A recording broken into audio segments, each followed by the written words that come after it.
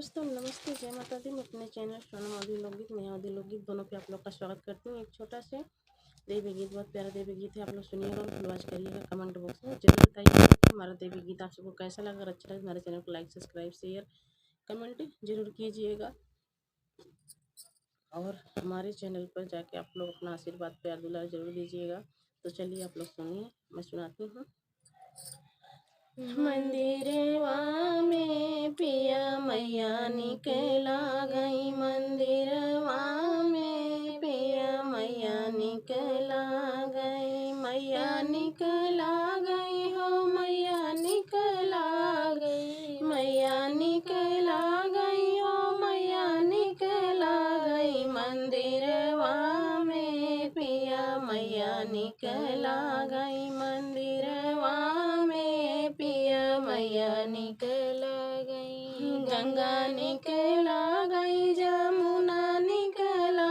गई, गंगा निकला गई, जमुना निकला गई, धोतई चरण पिया मैया निकला गई, धोतई चरण पिया मैया निकला गई, मंदिरवा में पिया मैया निकला गई, मंदिरवा में पिया मैया निकला गई, मैया निकला गई हो, मैया निकला गई, मैया निकला गई हो, मैया निकला गई, मंदिरवा में पिया मैया निकला गई, मंदिरवा में पिया मैया निकला गई, साड़ी निकला गई,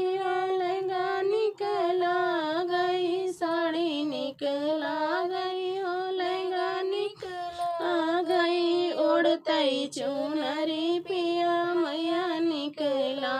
गई, उड़तई चुनरी पिया मैया निकला, मंदिरवा में पिया मैया निकला गई, मंदिरवा में पिया मैया निकला गई, मैया निकला गई हो, मैया निकला गई, मैया निकला गई हो, मैया निकला गई, मंदिरवा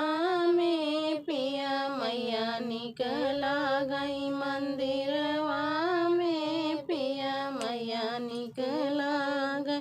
झुमका निकला गई हो, हरवा निकला गई, झुमका निकला गई हो, हरवा निकला,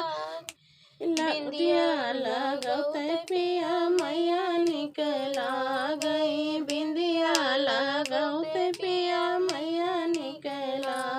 मंदिरवा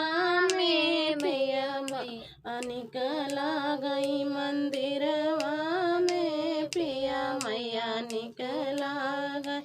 मैया निकला गई हो, मैया निकला गई, मैया निकला गई हो, मैया निकला गई, मंदिरवा में पिया मैया निकला गई, मंदिरवा में पिया मैया निकला गई, चूड़ी निकला गई, कंगना निकला गई, चूड़ी निकला गई, कंगना निकला गई, लगतई मेहंदी पिया मैया निकला गई, लगतई मेहंदी पिया मैया निकला गई, मंदिरवा में पिया मैया निकला गई, मंदिरवा में पिया मैया निकला गई, मैया निकला गई हो, मैया निकला गई, मैया निकला गई हो, मैया निकला गई, मंदिरवा में पिया मैया